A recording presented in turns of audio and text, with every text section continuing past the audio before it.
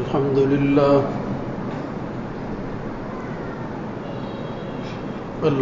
لله نحمده ونستعينه ونستغفره ونعوذ بالله من شرور أنفسنا ومن سيئات أعمالنا من يهده الله فلا مضل له ومن يضلل فلا هادي له وأشهد أن لا إله إلا الله وحده لا شريك له وأشهد أن محمدًا عبده ورسوله اللهم صل على محمد وعلى آل محمد كما صليت على إبراهيم وعلى آل إبراهيم في العالمين إنك حميد مجيد اللهم بارك على محمد وعلى آل محمد كما باركت على إبراهيم وعلى آل إبراهيم في العالمين إنك حميد مجيد أما بعد فإن خير الحديث كتاب الله وخير الهدى هدى محمد صلى الله عليه وآله وسلم وشر الأمور محدثاتها وكل محدثة بدعة وكل بدعة ضلالة وكل ضلالة في النار رب أعوذ بك من همزات الشياطين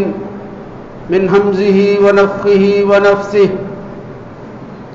يا أيها الذين آمنوا اتقوا الله حق تقاته ولا تموتن إلا وأنتم مسلمون يا أيها الناس اتقوا ربكم الذي خلقكم من نفس واحدة وخلق منها زوجها وبث منهما رجالا كثيرا ونساء واتقوا الله الذي تساءلون به والأرحام إن الله كان عليكم رقيبا يا أيها الذين آمنوا اتقوا الله وقولوا قولا سديدا يصلح لكم أعمالكم ويغفر لكم ذنوبكم ومن يطع الله ورسوله فقد فاز فوزا عظيما رب اشرح لي صدري ويسر لي أمري واحلل عقدة من لساني يفقهوا قولي يا أيها الذين آمنوا لا تتبعوا خطوات الشيطان ومن يتبع خطوات الشيطان فإنه يأمر بالفحشاء والمنكر ولولا فضل الله عليكم ورحمته ما زكى منكم من أحد أبدا ولكن الله يزكي من يشاء والله سميع عليم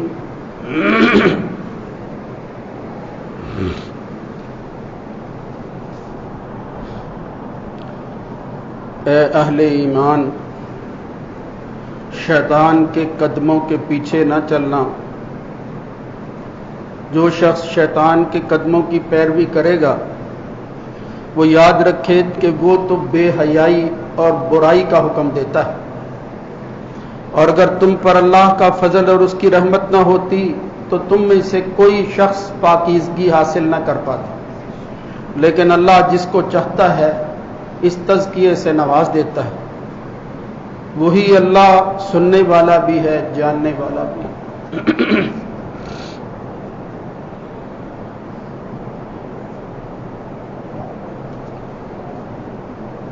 اللہ رب العزت کی حمد و ثنا کے بعد درود و سلام نبی آخر الزمان سید ولد آدم جناب محمد الرسول اللہ صلی اللہ علیہ وآلہ وسلم کی ذات گرامی پر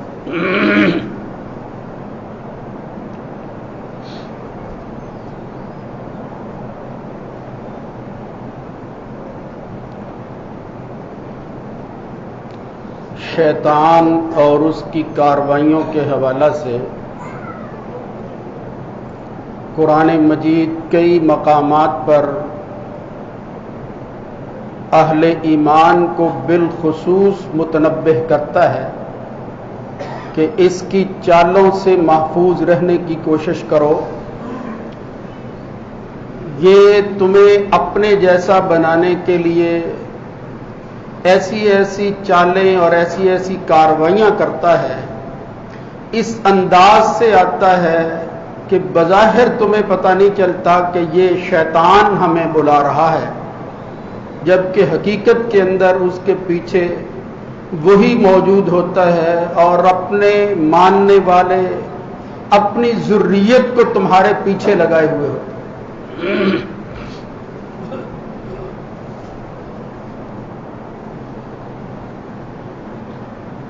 یہ جو آیت اس وقت میں نے تلاوت کی ہے سورہ نور کی ایک آیت ہے، اسی کو سورہ بقرہ کے اندر بھی اللہ تعالیٰ نے مختلف الفاظ سے بیان کیا ہے۔ یا ایھا الناس کلوا مما فی الارض حلالا طیبا ولا تتبعوا خطوات الشیطان، کھانے پینے اور رزق کمانے کے حوالہ سے بھی لوگوں احتیاط سے کام لینا، وہاں بھی شیطان تم پر حملہ آور ہوگا، اس لالچ کے اندر کہ تمہارے رزق میں اضافہ ہو جائے گا، بیٹھے بٹھائے تمہیں اتنی رقم مل جائے گی، تم صاحب ثروت ہو جاؤ گے، یعنی خوشکن نعروں کے ساتھ وہ آتا ہے اور وہ کھلاتا ہے جو حلال اور طیب نہیں ہوتا۔ انما یأمرکم بالسوء والفحشاء، پھر وہ برائی اور بے حیائی کا حکم دے کر کہتا ہے وَأَن تَقُولُوا عَلَى اللَّهِ مَا لَا تَعْلَمُونَ، اور پھر وہ بات جو تم نے کی نہیں ہوتی بس ویسے ہی زبانی جو ہے اس کو دہراتے رہو، دعوے کرتے رہو، یا اللہ پر وہ بات جو ہے وہ باندھو مَا لَا تَعْلَمُونَ، جس کا تمہیں علم ہی نہیں ہے، اور وہ منسوب کر کے یہ کہنے لگو کہ اللہ بھی مجھے رزق کمانے کا حکم ہی دیتا ہے نا، اور رزق جتنا بڑھ جائے اتنا بہتر ہوتا ہے، لیکن شیطان دراصل اس میں اپنا کام کر دکھاتا ہے۔ تو شیطان اور اس کی چالوں سے بچنا یہی مومن کے لیے فلاح اور کامیابی کا راستہ ہے۔ شیطان جن چیزوں پر فوکس کر کے حملہ کرتا ہے اور وہ یہ سمجھتا ہے کہ اگر میں اس میں کامیاب ہو جاؤں پھر مجھے کچھ کرنے کی ضرورت نہیں ہے، یہ خود ہی میرے والے کام شروع کر دیں گے، ان میں سے ایک عمل ہے حیا کا خاتمہ۔ انسان کی فطرت سلیمہ سے، طبع سلیم کے اندر اور عقل مستقیم کے اندر یہ جو حیا کا مادہ رکھا گیا ہے، یہ ایک ایسی خصلت اور ایسا وصف ہے، یہ جن کو نصیب ہوتا ہے وہ اس کی قدر جانتے ہیں،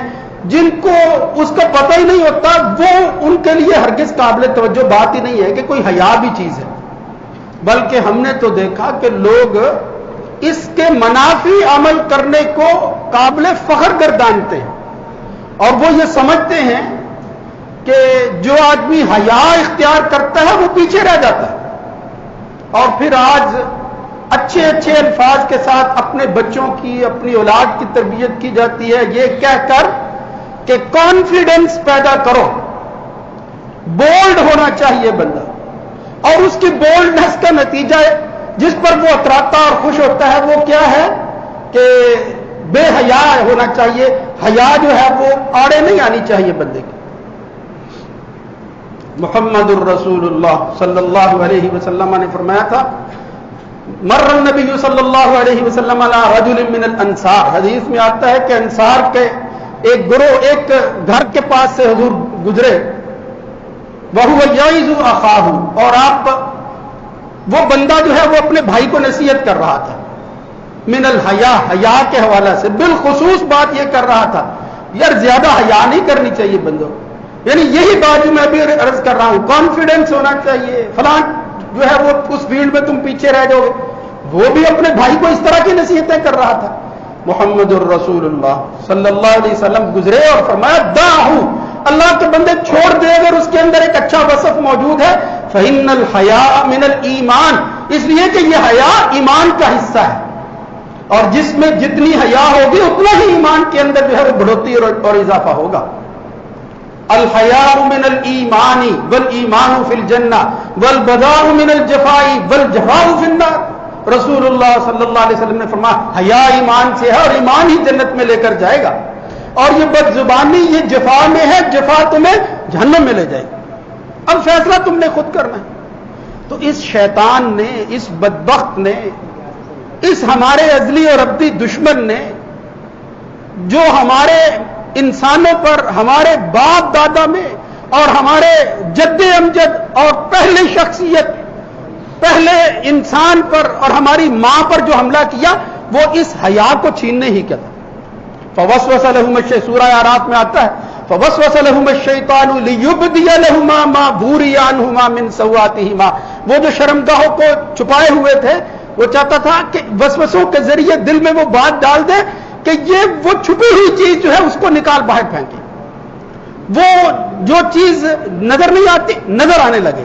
لیبدی لہما ما بوری عنہما من سوآتہما وقال ما نہاکما ربکما عن هذه الشجرة الا ان تکونا ملکین، اس خوش کن نعرے کے ذریعے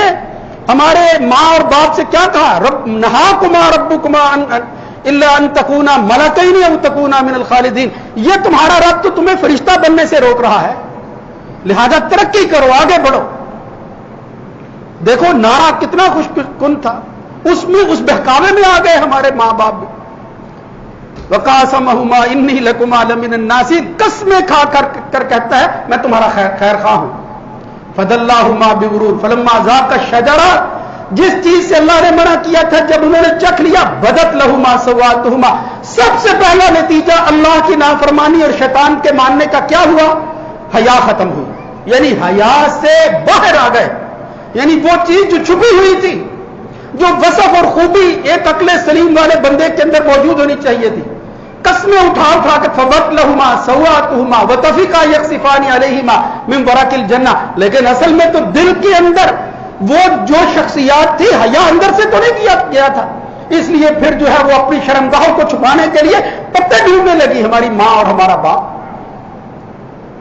تو یہ اس سے معلوم ہوتا ہے یہ حیا کا ہونا، اس کی موجودگی یہ خیر ہے۔ فإن الحیاء لا یأتی الا بخیر، محمد الرسول اللہ صلی اللہ علیہ وسلم نے فرمایا یہ کبھی نہیں ہوتا کہ حیا کا نتیجہ شر کی شکل میں نکلے، حیا خیر ہی پر منتج ہوتا ہے، خیر پیدا ہوتی ہے، حیا پیدا کر کے تو دیکھو۔ اس حیا باختری کے اندر، اس حیا کے خاتمے کے بعد اس وقت ہم جہاں پہنچے ہوئے ہیں، محمد الرسول اللہ صلی اللہ علیہ وسلم نے جو علامات قیامت بتائی تھی ان میں سے ایک یہ تھی کہ یظہر الشح والفحش، جہاں بخل عام ہو جائے گا، بندے جو ہے وہ پیسے کو گن کر رکھیں گے، ضرورت مند تک نہیں پہنچائیں گے، وہاں ساتھ ہی کیا ہوگا؟ یظہر الفتن، اور پھر فتنے ظاہر ہو کر جہاں الشح ظاہر ہو جائے گا وہاں فرمایا یظہر الفحش، بے حیائی عام ہو جائے گی، برائی جو ہے وہ عام ہو جائے گی۔ ان اللہ یأمر بالعدل والاحسان وایتاء ذی القربى وینہی عن الفحشاء والمنکر والبغی، ایک ہی آیت کے اندر اللہ تعالیٰ نے تمام جزیات کو جب ایک اصول کی روشنی کے اندر، یعنی عبادات اور عقائد اور معاملات کے حوالے سے اللہ رب العزت نے 6 چیزوں کو بیان کیا، 3 سے کا حکم دیا اور 3 سے منع کر دیا۔ یأمر بالعدل، عدل کرو ہر معاملے کے اندر، عدل جو ہے وہ اس کا دامن ہاتھ سے نہیں چھوڑنا، والاحسان، احسان کا راستہ اختیار کرنا ہے، وایتاء ذی القربى، قریبیوں کا خیال کرنا ہے، اور پھر جو منع کردہ چیزیں ہیں ان میں وینہی عن الفحشاء والمنکر والبغی، حالانکہ یہ ترتیب ظاہر معلوم ہوتا ہے الٹ ہونی چاہیے تھی کہ اللہ برائی سے روکتا، لیکن فرمایا ینہا عن الفحشاء، اللہ جو ہے وہ بے حیائی سے منع کرتا ہے. یہ بے حیائی بھی ایک برائی ہے، لیکن فرمایا جب برائی کھل کر چوراہوں پر آ جائے وہ فحشاء بن جاتی ہے. الفحش والتفحش، کچھ تو بے حیائی ہے، کچھ لوگ بے حیا بننے کی کوشش کرتے ہیں زبان کے ذریعے. فحش کلامی اتنی بری چیز ہے، یعنی ہر وہ چیز جو حد سے تجاوز کر جائے وہ فحش ہوتا ہے، اس کو فحش شمار کیا گیا ہے. اور کہیں فرمایا کلما حرم ربی الفواحش ما ظہر منها وما بطن، خواہ وہ فواحش بے حیائی کے کام ظاہر ہوں یا باطن، چھپ کر رہنا. آج بالکل ایسا ہی ہے، پہلے برائی جو ہے وہ چھپ کر ہوتی تھی، آج فخر کے ساتھ اس کو بیان کیا جاتا ہے. میں عرض کروں گا کسی وقت کہ کس طرح برائی وہ قیامت کی نشانیوں کو قریب کر رہی ہے، کس طرح حضور نے کن چیزوں سے منع کیا تھا اور آج وہ عام ہو گئی ہیں. آج کسی دور جگہ جانے کی ضرورت نہیں ہے، ہم اپنے ارد گرد اپنے ماحول میں دیکھیں، اپنے اچھے گھرانوں میں دیکھیں. میری تلخ باتوں پر غصہ نہ کیا کریں، یہ حقائق ہے اور میری ذمہ داری ہے آپ تک پہنچاؤں. جو لوگ اس میں مبتلا ہوتے ہیں وہ کہتے ہیں یہ شدت ہے. میں کہتا ہوں اگر یہ نشتر نہ چلایا جائے، یہ سرجری نہ کی جائے تو پھر یہ قوم جو ہے یہ بیمار نہیں ہوگی، مر جائے گی یہ قوم. یہ چیزیں ضروری ہو گئی ہیں. اچھے خاندان جو بچ گئے ہیں انہی کو تمہیں مخاطب ہوں. اور خدا کے لیے اپنے ایمان کے ساتھ ساتھ تم تو ایماندار کہلاتے ہو، ایمان کا دعویٰ کرتے ہو، اور حالت یہ ہے کہ ہماری بچیاں بھی کوشش کرتی ہیں کہ اندر کسی طرح اس طرح کی زیب و زینت ضرور ہو جس سے ہمیں میری شناخت برقرار رہے. بظاہر جو ہے وہ کپڑے پہنے ہوئے، بظاہر جو ہے وہ پردہ کیے ہوئے، لیکن دل کی خواہش نہیں جاتی دوسروں کے قریب جانے کی وجہ سے کہ یہ لوگ نہ کہیں کہ تم اتنے دور ہو اس معاشرے سے. محمد الرسول اللہ صلی اللہ علیہ وسلم نے تو متنبع کر کے اور پھر اشارے کر کر کے بتایا تھا کہ حالات یہ ہو جائیں گے. رسول اللہ صلی اللہ علیہ وسلم نے فرمایا تھا المرأۃ اذا استعطرت، جب کوئی عورت، کوئی بچی، کوئی ماں، کوئی بہن خوشبو لگا کر مرت بالمجلس، خوشبو لگاتی ہے اور پھر مجلس سے گزر جاتی ہے، پردہ کیا ہوا ہے اس نے لیکن اس کی خوشبو دوسروں تک پہنچتی ہے. محمد الرسول اللہ صلی اللہ علیہ وسلم نے فرمایا فہی قضا فہی قضا فہی زانیہ، وہ اس طرح کی ہے، وہ بدبخت اس طرح کی ہے، دوسروں کو دعوت دے رہی ہے کہ کوئی چیز گزری ہے. آخر کار اللہ کے رسول نے کہا وہ زانیہ اور بدکار عورت. صنفان لم ارہما من النار، محمد الرسول اللہ صلی اللہ علیہ وسلم نے فرمایا دو ایسی قسمیں ہیں،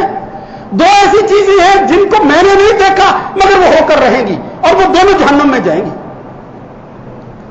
کچھ ایسے لوگ ہیں قوم لہم اسیات من الاذناب، کوڑے پکڑے ہوئے ہیں، وہ اسیات من اذناب البقر، گائے کی جس طرح دمیں ہوتی ہیں، بڑے بڑے کوڑے ہیں، یضربون بها الناس، لوگوں کو ماریں گے. ان لوگوں کو میں نے نہیں دیکھا. رسول اللہ صلی اللہ علیہ وسلم نے فرمایا. دوسرے کن لوگوں کا ذکر کیا؟ فرمایا رب کاسیات عاریات، بہت سی ایسی ہیں جو بظاہر لباس پہنے ہوئے ہیں لیکن حقیقت کے اندر وہ ننگی ہے. ممیلات مائلات ممیلات، وہ دعوت دیتی ہیں، وہ دعوت گناہ دے رہی ہیں، ان کے لباس کے اندر اس طرح کی چیزیں ہیں کہ جس کی وجہ سے برائی جو ہے وہ اپنی جگہ پر قائم نہیں رہ سکتی، آگے بڑھنے کی کوشش کرتی، دعوت گناہ دے رہی ہے. رؤوسہن کاسنمۃ البخت المائلہ، انہوں نے اپنے سر، اپنے جو بال ہیں ان کو اس طرح سجایا ہوا ہوتا ہے، اس طرح ان کی زینت جو ہے وہ بنائی ہوئی ہوتی ہے. رؤوسہن کاسنمۃ البخت المائلہ، جس طرح یہ کوہان والے، یہ بڑی کوہانوں والے جو اونٹ ہوتے ہیں اور ان کی وہ کوہانیں ابری ہوئی ہوتی ہیں، یہ اپنے سروں کے، اپنے بالوں کے ہاتھ وہ بالکل اسی طرح بختی اونٹوں کی کوہانوں کی طرح بنا لیں گے. کاسنمۃ البخت المائلہ. فرمایا لا يدخلن الجنہ، یہ جنت میں داخل ہونا تو بہت دور کی بات ہے. ولا یجدن ریحها، یہ تو جنت کی خوشبو بھی نہیں پا سکیں گی. وَإِنَّ رِيحَهَا لَتُوجَدُ مِن مَّسِيرَةِ كَذَا وَكَذَا، اگرچہ جنت کی خوشبو تو بڑی دور دور سے آ رہی ہوگی، ان کو نہیں ملے گی. فرمایا یہ آئیں گی ایسی خواتین، ایسے لوگ ہوں گے. لعن اللہ المتشبہین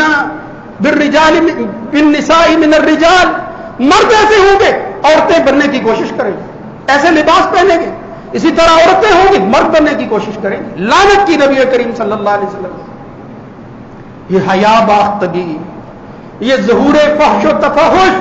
وہ خواہ کلام سے ہو یا زبان سے ہو یا عمل سے ہو،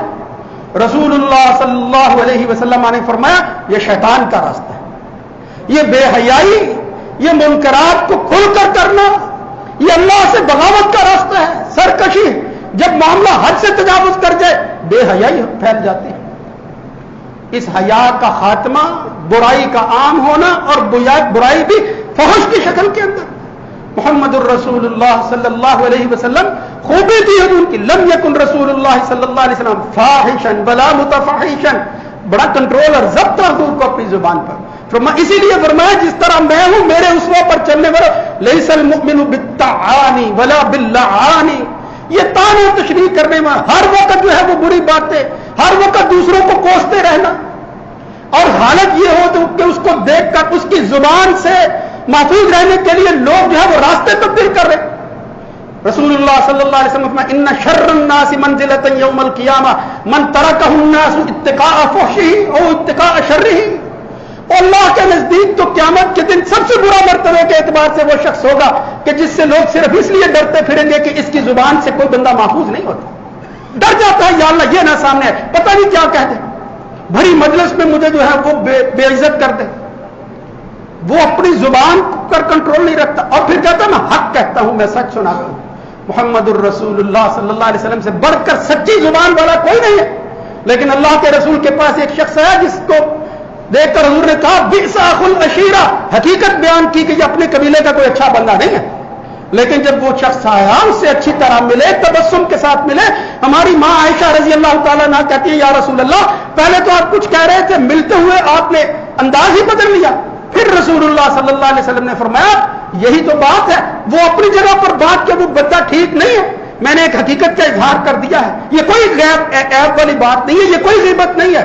حقیقت حال سے لوگوں کو آگاہ کرنا کہ وہ اس کے شر سے بچ سکے۔ رسول اللہ صلی اللہ علیہ وسلم نے اس کا اظہار کر دیا، لیکن ساتھ ہی کہا کہ اب میں جب وہ آیا ہے تو اس کے ساتھ اپنی زبان سے اپنی زبان کو برا کیوں کروں، اور پھر میں کیوں ایسا بن جاؤں کہ وہ مجھ سے بھی دور ہو جائے۔ اس لیے فرمایا میں اس کو اپنے سے دور نہیں کرنا چاہتا۔ جس طرح یہودی آئے نبی کریم صلی اللہ علیہ وسلم کے پاس اور آ کر سلامتی کی بجائے السلام کہنے لگے، جناب عائشہ رضی اللہ تعالیٰ عنہ کو بڑا ہی غصہ آیا، انہوں نے بھی پھر کہا کہ یہ موت تم پر ہو، اللہ کی لعنت ہو، اللہ کا غضب ٹوٹے تم پر۔ یہ جواب دیا جناب عائشہ رضی اللہ تعالیٰ۔ یہودیوں کے مقابلے میں حضور نے حضرت عائشہ سے کہا وہ اللہ کی بندی یہ اتنی سختی کی ضرورت نہیں ہے، مجھے نہیں سنا تم نے، میں نے بھی تو ان کا جواب دے دیا تھا۔ فَيُسْتَجَابُ لَهُمْ لِي فِيَّ فَيُسْتَجَابُ لَهُمْ فِيَّ، میرے بارے میں ان کے خلاف جو کچھ تھا وہ تو اللہ نے قبول کر لیا ہے، لیکن جو کچھ وہ کہہ رہے ہیں وہ اللہ قبول نہیں کرے گا۔ کیا مطلب؟ وہ مجھ کو لعنت جو ہے، وہ مجھ کو جو ہے وہ موت کی دعوت دے رہے ہیں، میں نے کیا کہا علیکم، یہ تم پر لوٹ جائے، ہمارے ساتھ جو ہے وہ اللہ نے سلامتی رکھی ہوئی ہے وہ ملے گی ہمیں، یہ لعنت تم پر ہے۔ صرف یہی الفاظ کہہ دینا کافی تھا کہ جو کچھ تم کہہ رہے ہو ہم پر نہیں تم پر لوٹ جائے۔ اس لیے زبان کی حفاظت کرنی چاہیے، یہ سخت الفاظ جو تم نے لعنت اور غضب کے کہے یہ درست نہیں تھے۔ یعنی رسول اللہ صلی اللہ علیہ وسلم اخلاقی اعتبار سے ایسے افق پر تھے، ایسی رفت اور بلندی پر تھے کہ نبی کریم صلی اللہ علیہ وسلم کو سن کر حضور سے ملاقات کی خواہش پہلے سے زیادہ بڑھ جاتی تھی، اور مومن کو بھی اسی طرح ہونا چاہیے۔ میرے بھائیوں، فحش کلامی ہو